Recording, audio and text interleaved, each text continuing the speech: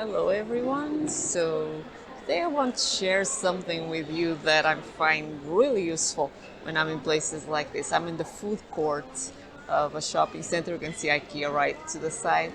And let me show you the food court because it's dinner time and everyone is enjoying their dinner. I already had mine, so I want to share with you the embodiment of satisfaction, how we can actually trigger satisfaction and feel that state of being within ourselves from the body outward instead of trying to convince ourselves I'm satisfied. Satiated could be another word.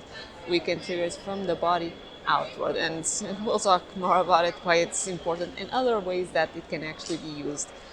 But before I actually get into that, if it's the first time that we're meeting, hi, my name is Isabel. My website HealthandNaturalLife.com, and I work with all things energy consciousness related. So I learn, I explore how we work, and I help other people figure out how they work as well, so that we can unlock the things that are locked up inside of us. We can figure out where we're not allowing ourselves to be in flow of our truth, of our full being, and we can then figure out what we can do to be who we came here to this beautiful planet to be, and enjoy what we came here to enjoy. So back to enjoyment. In the food court, I already had my meal, delicious meal by the way.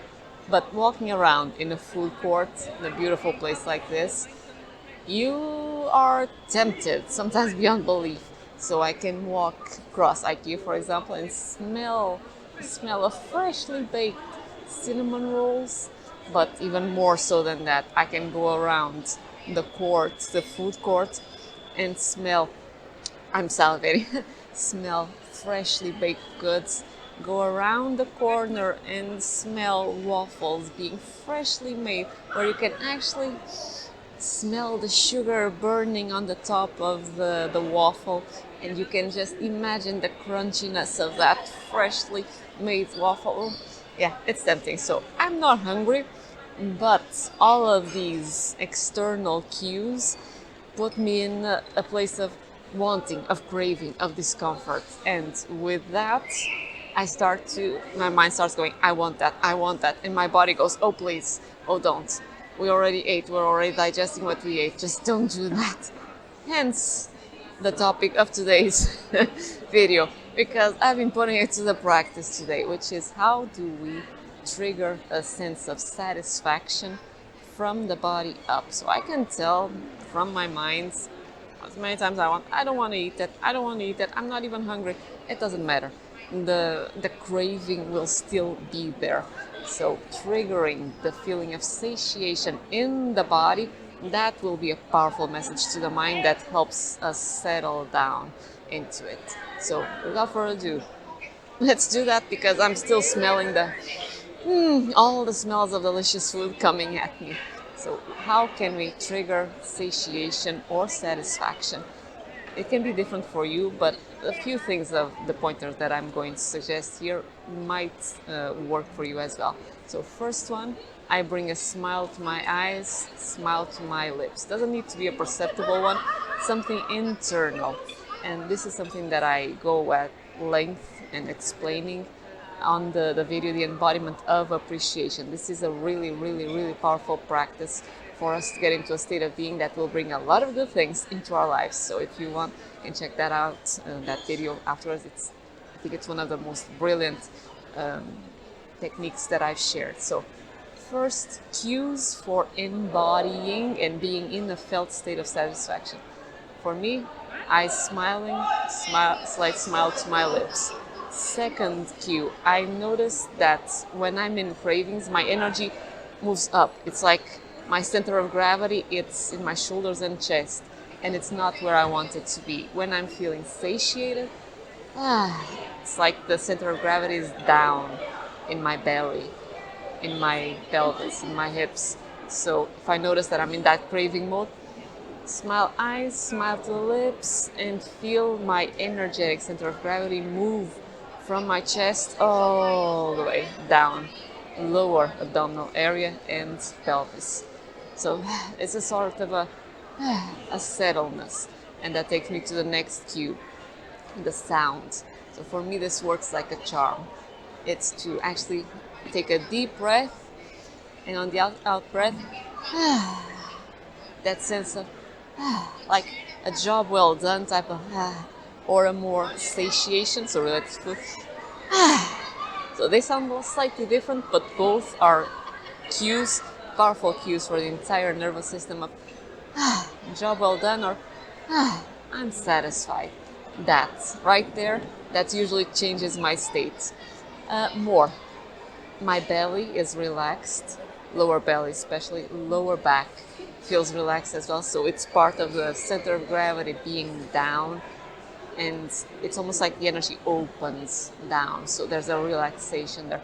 I'm settled, I'm grounded, I'm present in my body, and I'm breathing deeply and softly, still smiling my eyes, smiling my lips. That says the satisfaction. And if I do this for a few minutes, depending on the state of the craving, how wound up it already is, but a couple of minutes usually takes me to a state of really managing, of feeling okay. No, I'm actually good, and I can actually enjoy the satisfaction of the delicious meal that I already ate. And I'm happy with myself because I didn't indulge in a craving that I didn't want to have, but it was the compulsion, almost the habit, and I get to enjoy what I already have. So, embodiment of satisfaction. So, these are the cues that I use for myself. Where can this be used? It's not just for food and to help with cravings or to help even with addictions. So, this is not a one time do it and you're done type of thing. It's a reconditioning, it's a practice for us to actually get the state of satisfaction more accessible to us whenever we want to trigger it. Addiction is a really intense level of craving. So if you find yourself in that experience, practicing this when you're not triggered is a really, really powerful way to start reconditioning your nervous system and have access to this feeling state of satisfaction whenever you start to feel something come up. And if we actually do this when something is starting to come up versus like I did this time on purpose, I deliberately triggered all of my senses with all the deliciousness that was around me and then decided, let me just put this really to the test. And yeah, I've done this a few times before, enough that, okay, it settled the cravings.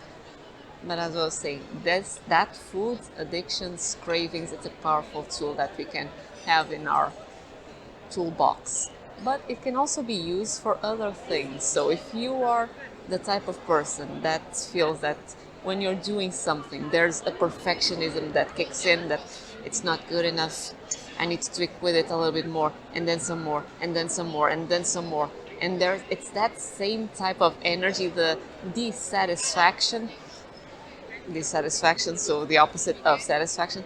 This can be practiced as well. So when you do something, and okay, if you know that, okay, there still needs to be work done here, it's all good. You can schedule the work for whenever you can do it, and you can still practice the state of satisfaction within yourself, and then be satisfied with what you did and pick up that work later. If you know that it really is just that compulsion, the perfectionism kicking in, finish work and practice feeling the state of satisfaction. Not necessarily satisfaction for the work that you did, just pure state satisfaction.